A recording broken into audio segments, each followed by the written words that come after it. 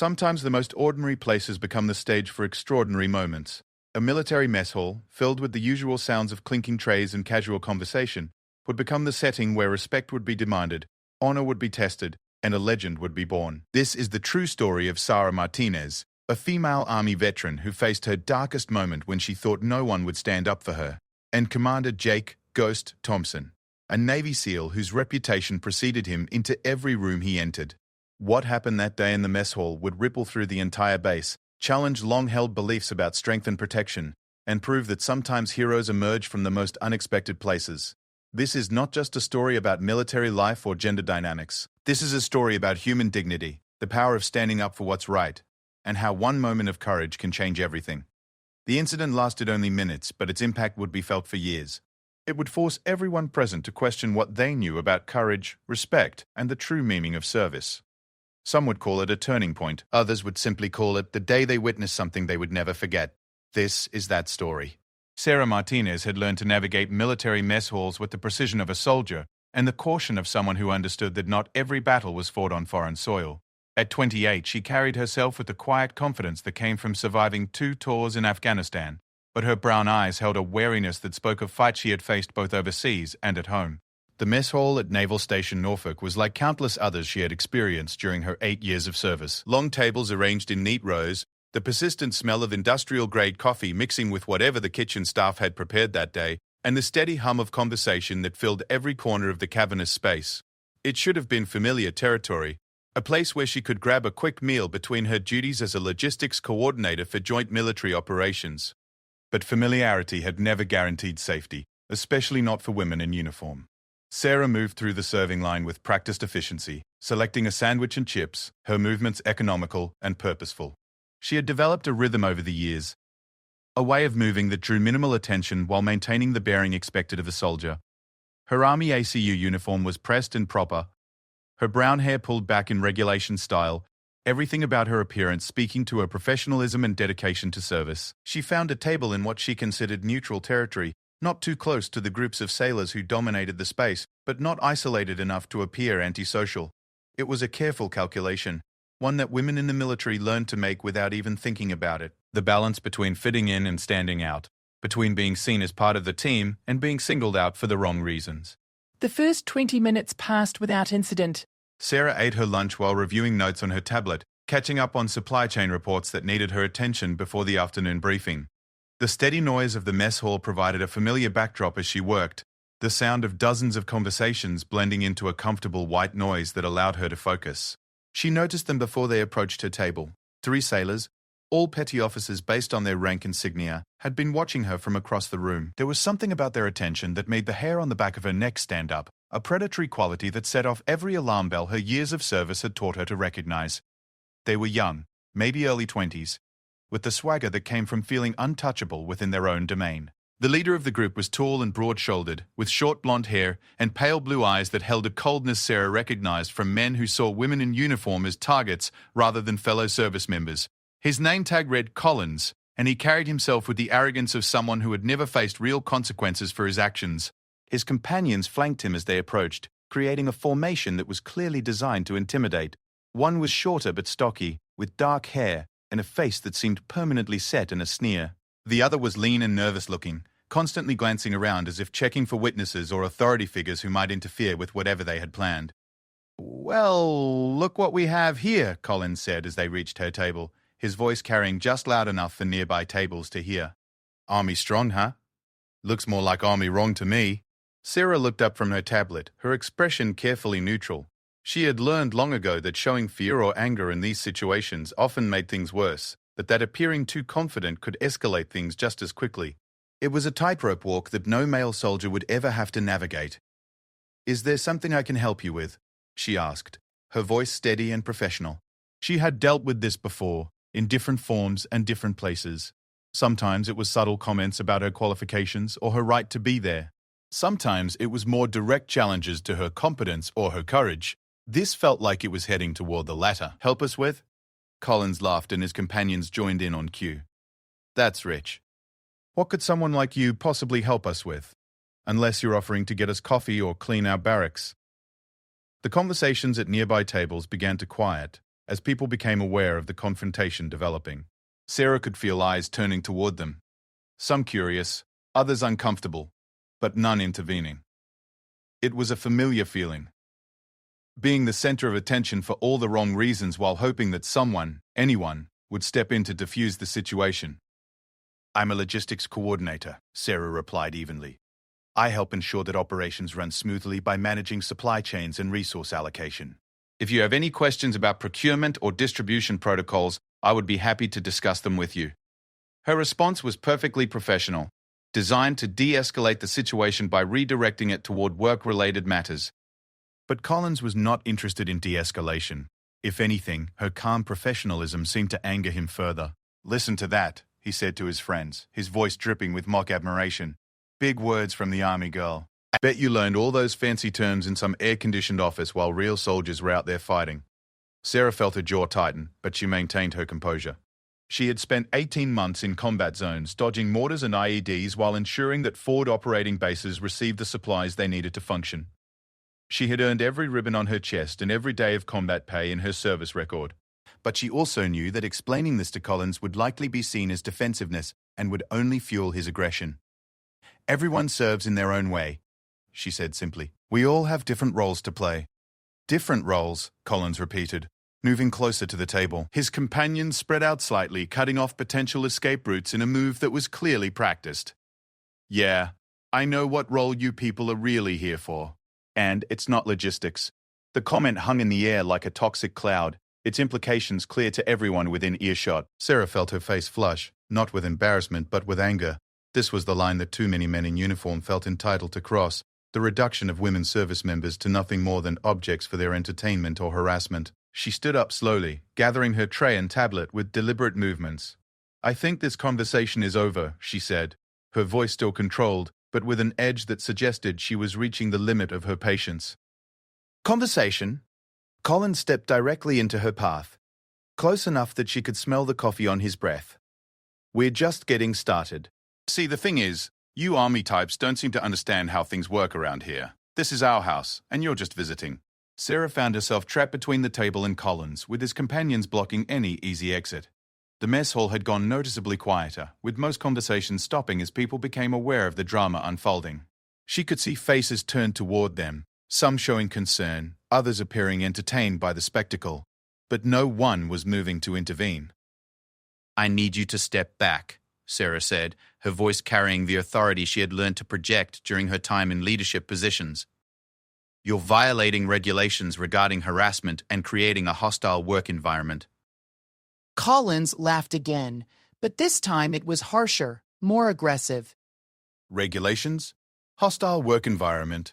What are you going to do? Report me? File a complaint? We all know how that goes for girls like you." His words carried the weight of truth that Sarah wished she could deny. She had seen other women try to file complaints, had watched as their careers stalled, or they found themselves transferred to less desirable positions. The military's official policies on harassment were clear and comprehensive, but the reality on the ground was often very different. "Last chance," Collins said, leaning in closer. "You can make this easy on yourself. Admit you don't belong here. Apologize for taking up space that should go to real soldiers, and maybe we'll consider this a learning experience." Sarah looked around the mess hall, seeing dozens of faces watching the confrontation. Some appeared uncomfortable, others seemed to be enjoying the show, but none were moving to help. She was on her own, just as she had been so many times before in her military career. The isolation was not new, but it never got easier. She had joined the army to serve her country, to be part of something larger than herself, to stand alongside other warriors who shared her commitment to duty and honor. Instead, she found herself constantly having to prove her right to exist in spaces that should have welcomed her as a fellow service member. She thought about her father, a Vietnam veteran who had encouraged her to enlist, despite his own complicated relationship with military service. He had told her that the uniform would make her part of a brotherhood that transcended individual differences, that wearing it would earn her respect and belonging. He had been wrong about many things, but perhaps none more painful than that. She thought about the soldiers she had served with in Afghanistan, many of whom had treated her as an equal and valued team member. They had shared foxholes and fears, had depended on each other in ways that created bonds stronger than blood. But they were not here now, and she was facing this challenge alone. Collins was waiting for her response, his pale eyes fixed on her face as he savored what he clearly believed was his moment of triumph. His companions watched eagerly, feeding off his energy and confident that they were about to witness the humiliation of someone they saw as an intruder in their domain. Sarah Martinez had faced enemy fire in Afghanistan. She had survived IED explosions and mortar attacks. She had lost friends to combat and lived through the kind of experiences that tested the limits of human endurance.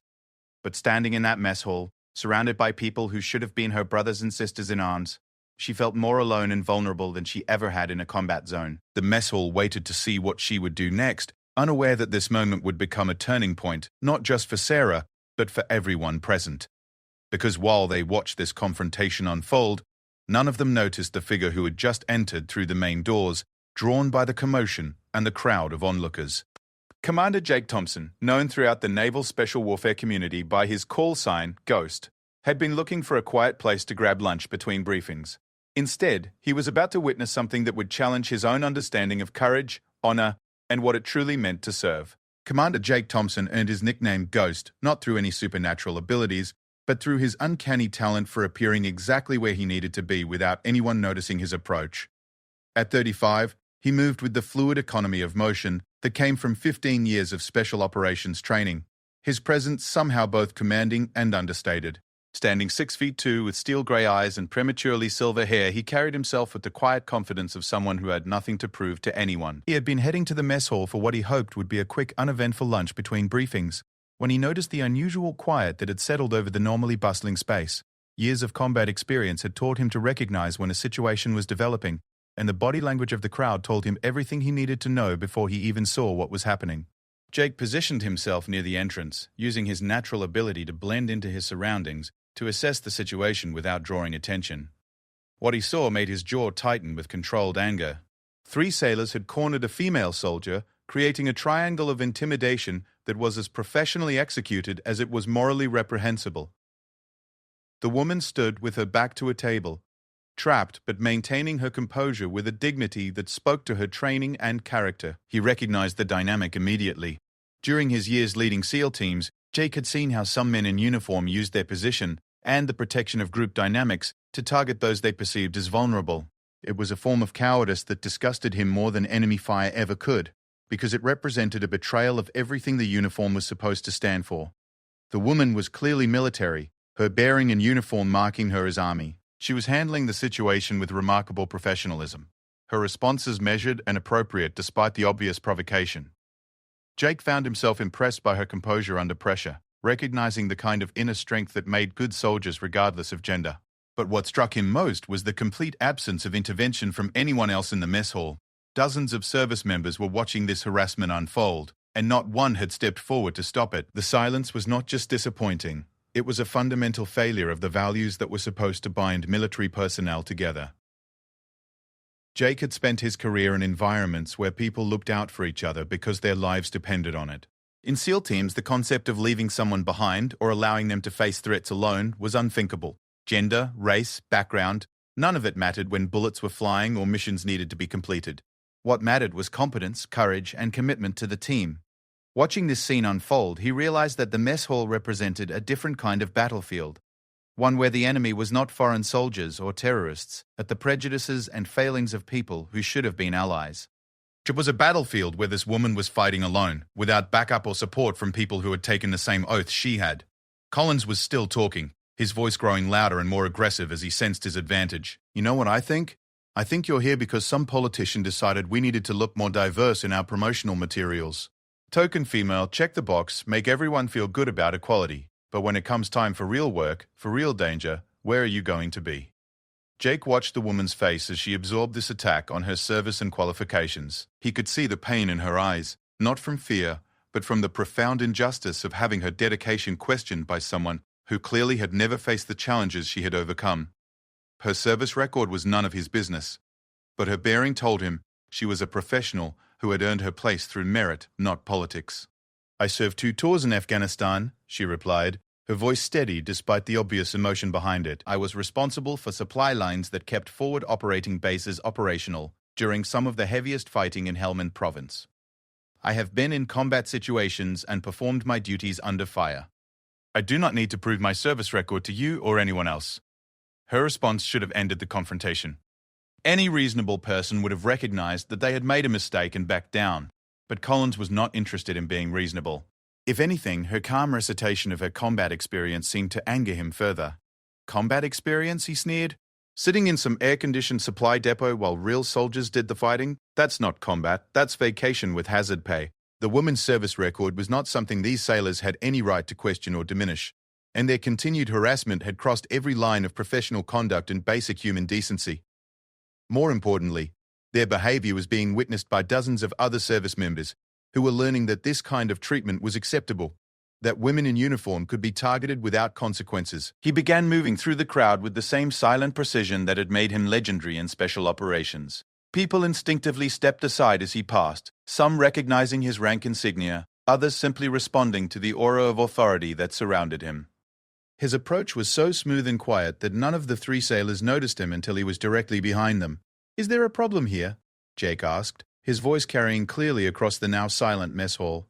Collins turned around, clearly annoyed by the interruption, and prepared to dismiss whoever had decided to interfere. The words died in his throat as he found himself looking up at Commander Thompson's silver oak leaves, and the unmistakable presence of someone who had earned his authority through years of the most demanding service the military could offer. Jake was not particularly tall or physically imposing, but there was something about him that commanded immediate attention and respect. Perhaps it was the way he held himself, with perfect posture that spoke to decades of military discipline. Perhaps it was his eyes, which seemed to take in everything and miss nothing. Or perhaps it was simply the recognition that they were in the presence of someone who operated on a completely different level than anyone else in the room. "Sir," Collins stammered, his aggressive confidence evaporating as he realized the situation had fundamentally changed. "We were just having a conversation." "A conversation?" Jake repeated, his tone neutral but somehow carrying volumes of meaning. "Between three men and one woman, where she appears to be trapped against a table while you discuss her qualifications for military service. That kind of conversation?" The question hung in the air with the weight of a formal charge. Everyone in the mess hall understood that they were witnessing something significant. A moment where the informal rules that govern military social interaction were being challenged by someone with the authority to enforce different standards.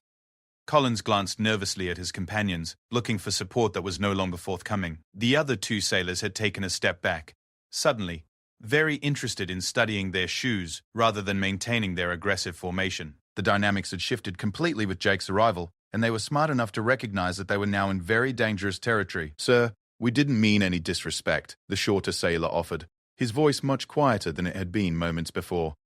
"We were just talking." Jake turned his attention to the woman, seeing her more clearly now that he was closer.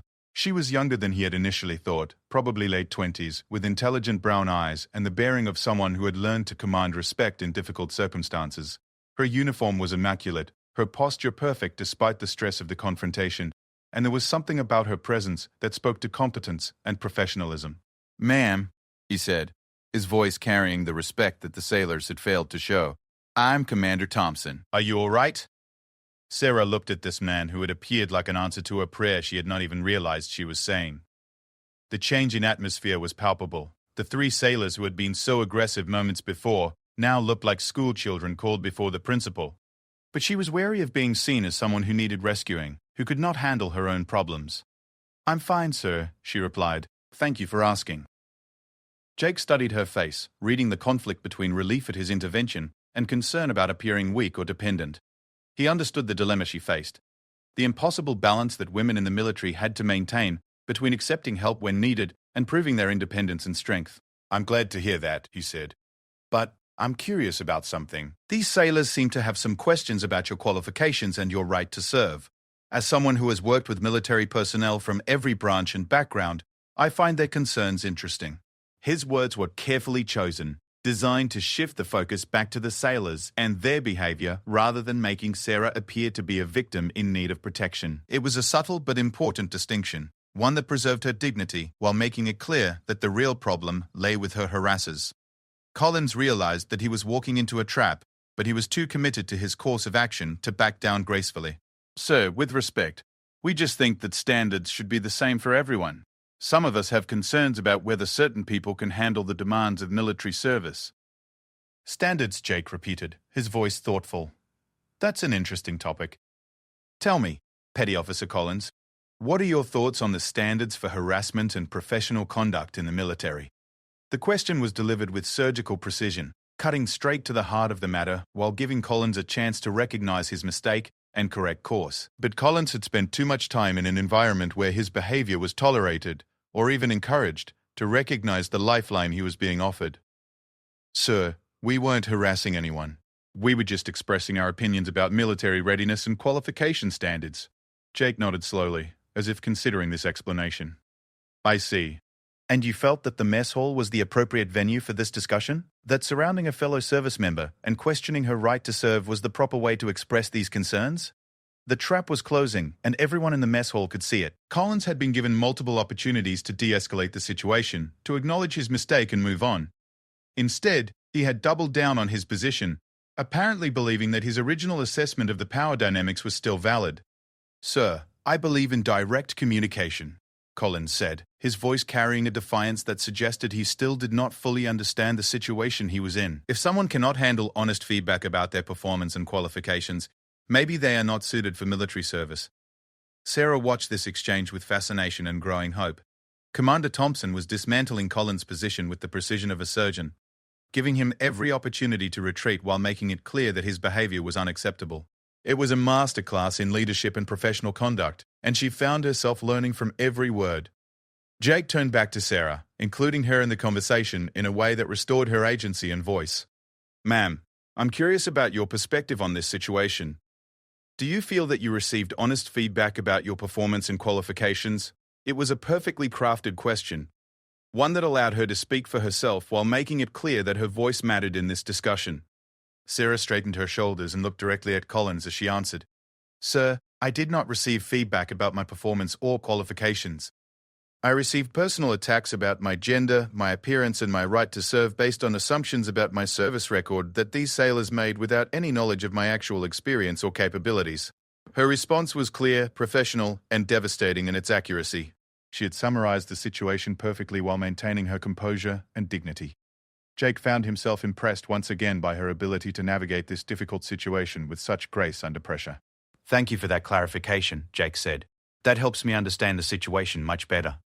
He turned back to the three sailors, his expression unchanged, but something in his presence shifting in a way that made the air in the mess hall feel heavier. The moment of reckoning had arrived, and everyone present understood that what happened next would define not just this incident, but the standards that would be accepted going forward. The mess hall had become a theater, with every person present serving as both audience and witness to what was rapidly becoming a defining moment. Jake Thompson stood in the center of the conflict, with the calm presence of someone who had faced down enemy combatants in some of the world's most dangerous places. But his focus was entirely on three sailors who had no idea they were about to face consequences for their actions. Petty Officer Collins, Jake said, his voice carrying the authority of 15 years of Special Operations Command, I want to make sure I understand your position correctly. You believe that questioning a fellow service member's qualifications in a public setting while preventing her from leaving the area constitutes appropriate professional discourse. Is that correct? Collins looked around desperately, realizing that the situation had spiraled far beyond what he had anticipated. His companions had effectively abandoned him, taking several steps back and leaving him to face Commander Thompson alone. The crowd that had been watching with varying degrees of entertainment or discomfort was now completely silent, waiting to see how this confrontation would resolve. Sir, We just wanted to have a discussion about standards, Collins said, his earlier confidence completely evaporated. We didn't mean any harm. No harm? Jake repeated, his tone suggesting he was genuinely puzzled by this response. That's interesting. Tell me, how do you think this discussion affected this soldier's ability to eat her lunch in peace? How do you think it affected her sense of belonging in this mess hall?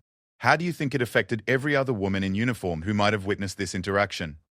Each question landed with the precision of a guided missile, systematically dismantling any justification Collins might have had for his behavior. Jake was not just addressing the immediate incident, but the broader implications of allowing such conduct to go unchallenged. He was teaching a lesson that extended far beyond these three sailors to everyone present. Sarah watched this exchange with growing amazement. In all her years of service, she had never seen anyone in authority address harassment with such directness and skill. Usually, These incidents were minimized, explained away, or handled through bureaucratic processes that often left the victim feeling worse than before. But Commander Thompson was treating her harassment as a serious breach of military conduct that deserved immediate and public correction. "Sir," Collins tried again, "we respect all service members. We just think that everyone should meet the same standards." "The same standards?" Jake nodded thoughtfully. "Let's talk about standards then. What standards do you think you met today when you surrounded a fellow service member, prevented her from leaving, and subjected her to personal attacks about her qualifications and her right to serve?" The question was devastating in its simplicity. Collins had been so focused on questioning Sarah's standards that he had never considered how his own behavior, measured against military requirements for professional conduct, respect, and leadership. Jake continued before Collins could formulate a response. "Let me share something with you about standards, Petty Officer. In my 15 years of special operations, I have served alongside some of the finest warriors this country has ever produced. They come from every background, every demographic, every walk of life you can imagine. What makes them exceptional is not their gender or their appearance, or whether they fit someone's preconceived notion of what a warrior should look like." His voice carried the weight of experience and absolute conviction. "What makes them exceptional is their competence, their courage, their commitment to the mission and to each other. Those are the only standards that matter when lives are on the line and missions need to be accomplished." Sarah felt tears prick at the corners of her eyes, not from sadness or relief, but from the profound validation of hearing her worth as a service member defended by someone whose opinion carried such weight. Commander Thompson was articulating something she had always believed but rarely heard expressed by military leadership. "Now," Jake continued, "I am very interested in understanding what standards you used to evaluate this soldier's qualifications. Did you review her service record? Did you examine her performance evaluations? Did you speak with her supervisors or colleagues about her competence and contributions?" Collins shifted uncomfortably, realizing that he was being led into an admission that would completely undermine his position. "No, sir, we didn't have access to that information." "So your evaluation was based on what exactly?" "Her gender?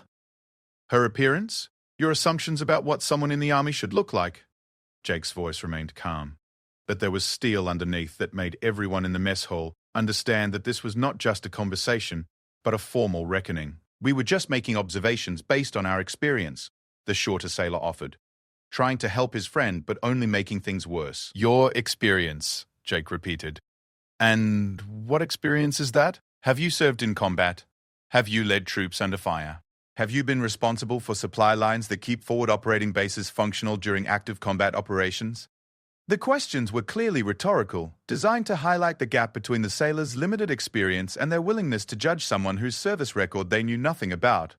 It was becoming increasingly clear that they had made assumptions based on prejudice rather than any actual knowledge or authority. Jake turned to address the wider audience that had gathered. "I want everyone here to understand something important. This soldier served 2 combat tours in Afghanistan. She was responsible for supply operations that kept American forces equipped and operational during some of the most challenging periods of that conflict. Her work directly contributed to mission success and saved lives."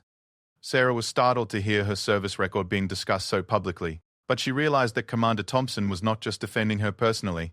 He was using her experience to educate everyone present about the realities of modern military service and the contributions that all service members made to the mission. "More importantly," Jake continued, "her service record is irrelevant to the fundamental issue here. She could be brand new to the military, fresh out of basic training, and she would still deserve to eat her lunch without being harassed by fellow service members. The uniform she wears and the oath she took entitle her to basic respect and professional courtesy, regardless of her experience level or any other factor." The lesson was clear and uncompromising. Military service created a brotherhood and sisterhood that transcended individual differences, and violating that bond was a betrayal of everything the military stood for. Jake was not just correcting these 3 sailors, he was setting a standard for everyone present. "Petty Officer Collins," Jake said, returning his attention to the primary instigator, "I want you to think very carefully about your next words. You have an opportunity here to demonstrate that you understand the seriousness of what happened and that you are committed to upholding the values of the United States Navy. What do you want to say to this soldier?" Collins looked around the mess hall, seeing dozens of faces watching his every move. Some were sympathetic, recognizing that he had made a mistake and hoping he would find a way to recover. Others were clearly hoping to see him held accountable for his behavior. All of them were waiting to see what kind of man he would prove to be when faced with the consequences of his actions. "Ma'am," he said finally, looking directly at Sarah for the first time since Commander Thompson had arrived. I apologize. I was out of line and I showed disrespect for you and your service. That was wrong, and I'm sorry. Sarah studied his face, trying to determine if the apology was genuine or simply an attempt to minimize the consequences he was facing. She could see embarrassment and regret, but also resentment that he had been put in this position. It was not perfect, but it was acknowledgement of wrongdoing and a public recognition that her service deserved respect. Thank you, she replied simply. I accept your apology. Jake nodded approvingly, but it was clear that the incident was not over. Petty Officer Collins, you and your companions will report to your chain of command immediately after lunch. This incident will be documented, and there will be formal consequences for your conduct. Additionally, I want you to think about what kind of sailor you want to be going forward. Do you want to be someone who builds up the team and supports your fellow service members? Or do you want to be someone who tears down the unity and effectiveness of your unit? The weight of potential consequences was finally sinking in for all three sailors. They were facing formal disciplinary action, negative documentation in their service records, and the knowledge that their conduct had been witnessed by their entire peer group. The cost of their harassment was becoming very real and very immediate. Sir. Yes, sir, Collins replied, his voice subdued but respectful. We understand. I hope you do, Jake said. Because this kind of behavior damages unit cohesion, undermines military effectiveness, and betrays the trust that the American people place in us to serve with honor and integrity. He paused to let this sink in before continuing. Every person in uniform represents the military services and the country we serve. When you choose to harass or belittle a fellow service member, you are not just hurting that individual. You are damaging the reputation and effectiveness of the entire military. The educational moment was as important as the corrective action. Jake was using this incident to reinforce fundamental values that applied to everyone present. Military service required mutual respect and support, especially in an all-volunteer force where retention and morale directly affected national security capabilities. Now, Jake said, his tone shifting slightly to indicate that the formal portion of the confrontation was coming to an end. I believe this soldier was trying to eat her lunch in peace. I suggest you allow her to do so without further interruption. The three sailors nodded and moved away from the table, their departure creating space for Sarah to breathe freely for the first time since the confrontation began. The crowd began to disperse slowly, conversations resuming as people processed what they had witnessed and tried to return to some semblance of normalcy. But Jake Thompson was not finished. He remained near Sarah's table, and she realized that the most important part of this interaction was yet to come. Commander Thompson had demonstrated his commitment to defending military values and protecting service members from harassment, but she sensed that he had more to say about the broader implications of what had just occurred. The mess hall was returning to its normal noise level, but Sarah could feel the change in atmosphere. Something fundamental had shifted in the dynamics of this space, and she suspected that the effects would be felt long after the immediate participants had moved on to other duties. The question was what would come next, and how this moment would ultimately affect her own service and sense of belonging in the military community. The mess hall gradually returned to its normal rhythm, but the atmosphere had fundamentally changed. Conversations resumed with a different quality, subdued at first but gradually building back to normal volume. Sarah remained at her table, no longer trapped but somehow reluctant to leave, as if moving might break the spell of protection that Commander Thompson's intervention had created around her. Jake pulled out the chair across from her and sat down, a gesture that transformed their interaction from a public spectacle into a private conversation. His presence was still commanding, but there was something approachable about him now that the immediate crisis had passed. Sarah found herself studying his face, trying to understand the man who had stepped into her nightmare and transformed it into a teachable moment. "How are you doing?" Jake asked, his voice quiet enough that their conversation would not be overheard by nearby tables. "And please give me an honest answer, not the military response you think I want to hear." The immediate relief of having the harassment stopped was profound, but it was complicated by a dozen other emotions that she was still trying to sort through. Gratitude was certainly there, but so was embarrassment at needing rescue, anger that the situation had occurred at all, and uncertainty about what would happen next. "I'm better now, sir," she said finally, but also confused, I guess. "I've dealt with situations like this before, and usually they just get brushed under the rug or handled through channels that take forever and accomplish nothing. I've never seen anyone in authority address it so directly." Jake nodded, understanding the implications of her response. Military women often faced a choice between enduring harassment in silence or reporting it through official channels that could be slow, ineffective, or even counterproductive for their careers. The fact that she had experienced this before suggested a pattern of failures in military leadership and culture. "How often does this happen?" he asked, though he suspected he already knew the answer would be disturbing. "More than it should," Sarah replied honestly. "Usually it's more subtle than what just happened. Comments about whether women belong in certain roles, questions about our physical capabilities, assumptions about why we're really in the military. Sometimes it's more direct, but rarely in such a public setting." Jake felt a familiar anger building, the same fury that had driven him through some of the most dangerous missions of his career. But this was a different kind of enemy, one that could not be defeated through superior tactics or firepower. This was a cultural problem that required sustained leadership and commitment to change, something far more challenging than any foreign adversary he had faced. "Tell me about your service," he said. "I mentioned some of your record earlier, but I would like to hear your perspective on your experience." Sarah was surprised by the request. Military officers at Commander Thompson's level rarely took personal interest in junior personnel, especially from different service branches, but his question seemed genuine, and she found herself wanting to share her story with someone who might actually understand its significance. "I enlisted 8 years ago right out of college," she began. "I had a degree in supply chain management and thought I could contribute to military logistics while serving my country. Basic training was challenging but manageable, and I found that I really enjoyed the structure and purpose of military life." Jake listened intently, reading between the lines of her carefully neutral language. He could hear the passion she felt for service, but also the cautious way she described her experiences, as if she had learned to downplay her achievements to avoid drawing unwanted attention. "My first deployment to Afghanistan was eye-opening," Sarah continued. "I was assigned to manage supply operations for several forward operating bases in Helmand Province. The work was incredibly demanding, but I loved the responsibility and the direct impact on mission success. When supply lines worked properly, soldiers had what they needed to stay safe and complete their objectives. When they failed, people could die." She paused, lost in memories of 18-hour days coordinating helicopter resupply missions while mortar rounds fell around the base perimeter. Those had been some of the most meaningful days of her military career, when her skills and dedication directly contributed to keeping American forces operational in hostile territory. "My second deployment was to a different region, still focused on logistics, but with expanded responsibilities," she said. "I was supervising a team of 12 soldiers, managing multiple supply chains simultaneously, and working directly with special operations units on time-sensitive missions." Jake raised an eyebrow at this last detail.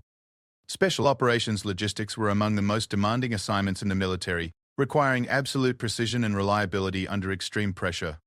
The fact that she had been trusted with such responsibilities spoke volumes about her competence and the respect she had earned from her supervisors. "That must have been challenging work," he said. "Special operations requirements don't allow for any margin of error." "It was the best assignment I ever had," Sarah replied, her eyes lighting up for the first time since he had met her. "The teams I supported were professionals who cared about results, not politics or appearances. If you could do the job, they respected you. If you couldn't, they replaced you. It was that simple." Jake understood exactly what she was describing.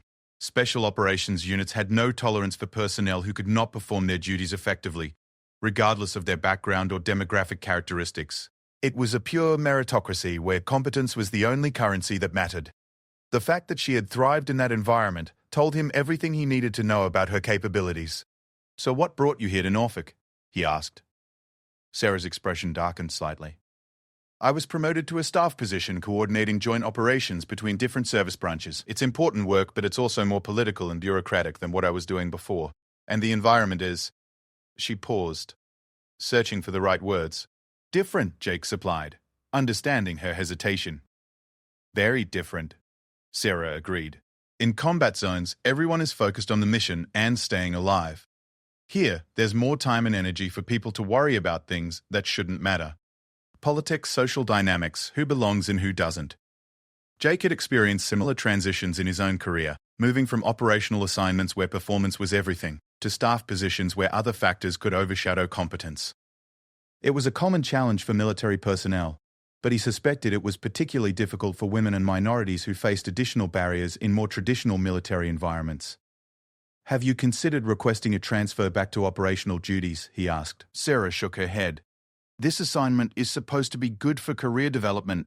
My supervisor says it's important for promotion prospects, and honestly, I shouldn't have to run away from harassment. I should be able to do my job anywhere in the military without dealing with people questioning my right to exist. Jake nodded approvingly. She was right on both counts. The assignment was likely valuable for her long-term career prospects, and she should not have to limit her opportunities to avoid harassment. The problem was not her presence in these environments, but the failure of military leadership to create cultures where all service members could perform their duties without interference. You're absolutely right, he said. And I want you to know that what happened here today is not acceptable and will not be tolerated.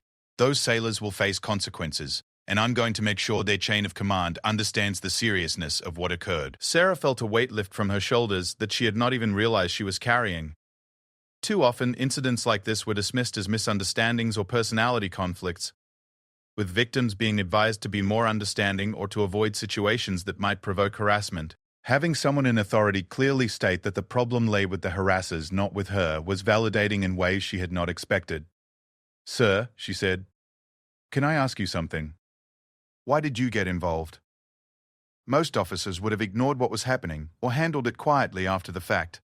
Jake considered her question carefully. It touched on leadership philosophy and personal values that he rarely discussed with junior personnel, but her question deserved an honest answer.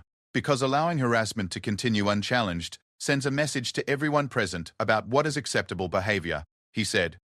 Every person who witnessed what those sailors were doing and chose not to intervene learned that this kind of conduct is tolerated in our military. That damages unit cohesion and undermines the values we're supposed to uphold.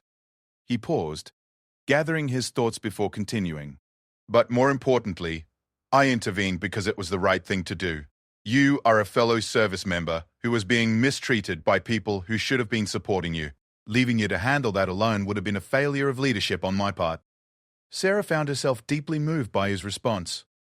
It reflected her understanding of military service that transcended rank, service branch, and personal relationships. Commander Thompson had intervened not because he knew her or had any personal investment in her situation, but because he understood that military service created obligations that extended beyond formal command relationships. "Thank you," she said simply, "not just for stopping what was happening, but for treating it seriously and making it clear that the problem was with them, not with me." "You don't need to thank me for doing what should have been done by anyone present," Jake replied. "But I do want to ask you to do something going forward." Sarah straightened slightly, ready to hear whatever guidance he wanted to offer. "Don't let incidents like this make you question your value or your right to serve," Jake said. "The military needs competent, dedicated people like you. The fact that some individuals cannot see past their prejudices to recognize your contributions is their failing, not yours." His words carried the authority of someone whose opinion was based on extensive experience with military personnel at every level. Sarah found herself believing him in a way that she had struggled to believe similar assurances from others in the past. "I'll try, sir," she said. "Some days it's harder than others." "I understand that," Jake replied. "But remember that for every person like those sailors, there are dozens of others who respect your service and value your contributions. They may not be as vocal as the troublemakers, but they're there." As if to prove his point, a young Navy ensign approached their table hesitantly. She was clearly nervous about interrupting a conversation between senior personnel, but determined to say something. "Excuse me, sir, ma'am," she said. "I just wanted to say that I witnessed what happened earlier, and I thought you handled it with incredible professionalism. I hope I would have the same courage in a similar situation." Sarah smiled at the young officer, recognizing something of her younger self in the earnest expression and nervous energy. "Thank you, Ensign. That means a lot." After the ensign left, Jake looked around the mess hall with new awareness. The incident had affected more people than just the immediate participants. Other service members, particularly women and junior personnel, had been watching to see how the situation would be handled and what it would say about the environment they were working in. "See what I mean?" he said to Sarah. "You handled that situation with dignity and professionalism under very difficult circumstances. That young ensign learned something important about courage and integrity by watching you. Your example matters." Sarah felt a shift in her perspective, seeing the incident not just as harassment she had endured, but as a moment where she had demonstrated the values and strength that made her a good soldier. Commander Thompson's intervention had been crucial, but she had also played a role in how the situation was resolved. The mess hall was now functioning normally, with no lingering signs of the drama that had unfolded earlier, but Sarah knew that the effects would continue to ripple through the base community. People would remember what they had witnessed, and many would adjust their own behavior accordingly. Some might be more careful about treating fellow service members with respect. Others might be more willing to speak up when they witnessed harassment or discrimination. 6 months after the mess hall incident, Sarah Martinez walked through the same cafeteria with a confidence that would have surprised her younger self. The space looked identical to that day when 3 sailors had cornered her, but everything about her relationship with it had changed. She was no longer calculating safe tables and escape routes. Instead, she moved through the room with the easy bearing of someone who belonged there without question. The transformation had not happened overnight. In the days following Commander Thompson's intervention, Sarah had experienced a complex mix of emotions. Relief at having the harassment stopped was accompanied by anxiety about potential retaliation and uncertainty about how the incident would affect her standing in the joint operations community. Military bases were small worlds where news traveled fast, and she worried about being labeled as someone who caused trouble or needed special protection. But those fears proved largely unfounded. The 3 sailors who had harassed her faced formal disciplinary action that included written reprimands in their permanent records, mandatory training on professional conduct and harassment prevention, and temporary restriction to base pending completion of their punishment. More importantly, their chain of command took the incident seriously, conducting a broader review of unit culture and implementing new policies to prevent similar problems. Commander Thompson had kept his word about ensuring appropriate consequences. He followed up personally with Sarah's supervisor and the base command structure to make sure the incident was properly documented and addressed through official channels.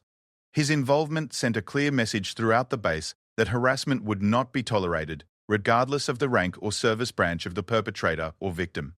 The ripple effects extended far beyond the immediate punishment of the 3 sailors. Within weeks of the incident, several other women on the base approached Sarah to share their own experiences with harassment and discrimination. Some had endured similar confrontations in silence, while others had reported problems through official channels only to see them minimized or ignored. Sarah's experience gave them hope that speaking up could actually lead to meaningful change. Sarah found herself in an unexpected role as an informal mentor and advocate for other service members facing similar challenges. Her supervisor, initially concerned about potential negative impacts on her career, instead found that her reputation for integrity and professionalism was enhanced by how she had handled the situation. Word spread through the logistics community that she was someone who could be trusted to handle difficult situations with grace and courage. The change was perhaps most visible in the mess hall itself. The incident had served as an education for everyone present, creating awareness about conduct standards that many had previously ignored or taken for granted. Conversations became more inclusive, with people making greater efforts to welcome personnel from other service branches and backgrounds. The overt harassment that had once been common became rare, replaced by a culture where such behavior was likely to be challenged immediately. Commander Thompson's role in creating this change extended well beyond his intervention on that single day. He used the incident as a teaching moment in leadership courses and professional development sessions, helping other officers understand their responsibility to maintain inclusive professional environments. His message was simple but powerful. Military effectiveness depended on the contributions of all service members, and leaders who failed to protect their people from harassment were failing in their fundamental duties. The story of the mess hall confrontation became something of a legend on the base, growing in the telling, but maintaining its essential truth about courage, leadership, and standing up for what was right. New personnel arriving at the base often heard versions of the story during their orientation, reinforcing the message that harassment would not be tolerated and that intervention was expected from anyone who witnessed such behavior. Sarah's own career trajectory changed in ways she had not anticipated. Her handling of the harassment situation, combined with her demonstrated competence in joint operations coordination, led to opportunities for increased responsibility and visibility. She was selected for a prestigious assignment coordinating logistics for a major international military exercise, a role that would have been unlikely without the enhanced reputation she had gained. More importantly, she found that her relationship with military service had evolved. The incident had forced her to confront her own sense of belonging and worth within the military community, ultimately strengthening her conviction that she deserved to be there and had valuable contributions to make. The fear and uncertainty that had once characterized her interactions with unfamiliar military personnel were replaced by confidence in her ability to handle whatever challenges might arise. Commander Thompson continued his naval career with an enhanced reputation as a leader who lived up to the values he espoused. The mess hall incident became one of many examples of his commitment to creating environments where all service members could perform at their best. His willingness to intervene in a situation that did not directly involve his own personnel demonstrated an understanding of leadership that transcended formal command relationships. The three sailors who had initiated the harassment faced consequences that extended beyond their formal punishment. Their behavior had been witnessed by dozens of their peers, creating a reputation that followed them through subsequent assignments. Some learned from the experience and made genuine efforts to change their attitudes and behavior. Others remained resentful about the consequences they faced, but found that their ability to create hostile environments for fellow service members was significantly diminished. The incident also prompted broader conversations about military culture and the responsibility of all service members to maintain professional standards. Base commanders began incorporating discussions about harassment and discrimination into regular training programs, using Sarah's experience as a case study in both the problems that could occur and the appropriate responses from leaders and bystanders. A year after the mess hall confrontation, Sarah was promoted to the rank of Major, a recognition of her professional competence and leadership potential. During her promotion ceremony, attended by colleagues from across the base, she reflected on how much her military experience had been shaped by a single lunch that had gone terribly wrong before becoming a defining moment of her career. Commander Thompson, who had been invited to attend the ceremony, approached her afterward to offer his congratulations. Their conversation was brief but meaningful, acknowledging the role that one moment of courage and leadership had played in creating positive change for many people. "I heard you're heading to the Pentagon for your next assignment," Jake said. "That's a significant opportunity." "Yes, sir," Sarah replied. "I'll be working on strategic logistics planning for overseas operations. It's exactly the kind of assignment I hoped for when I first enlisted." "You've earned it," Jake said simply. "Your service record speaks for itself, and you've demonstrated the kind of leadership and integrity that the military needs at every level." Sarah smiled, remembering the woman who had sat trapped at a mess hall table 18 months earlier, wondering if anyone would step forward to help her. That woman had been competent and dedicated, but she had also been isolated and uncertain about her place in the military community. The woman standing here now was confident in her abilities, secure in her belonging, and ready to take on whatever challenges her career might bring. "Sir," she said, "I want you to know that what you did that day changed more than just that immediate situation.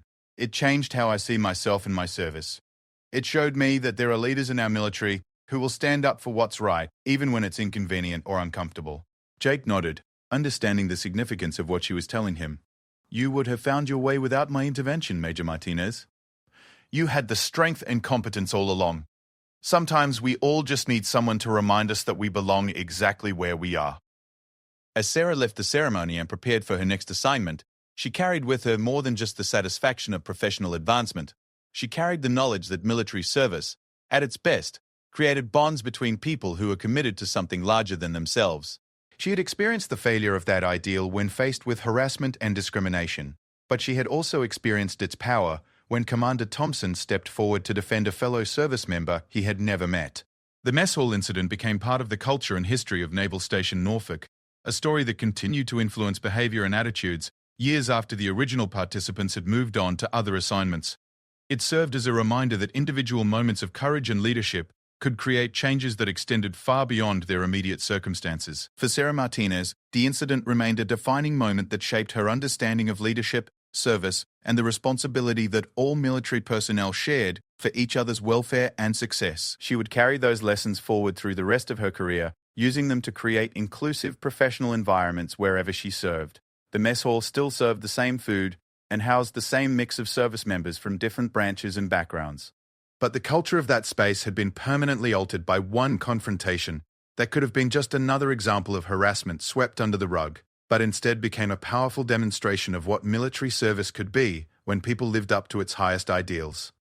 In the end, the story was not really about harassment or gender dynamics, or even military culture. It was about human dignity, moral courage, and the choice that everyone faces between standing up for what is right or remaining silent in the face of injustice. Sarah Martinez and Jake Thompson had both made that choice in their own ways, creating a moment that would be remembered and retold long after they had completed their military service.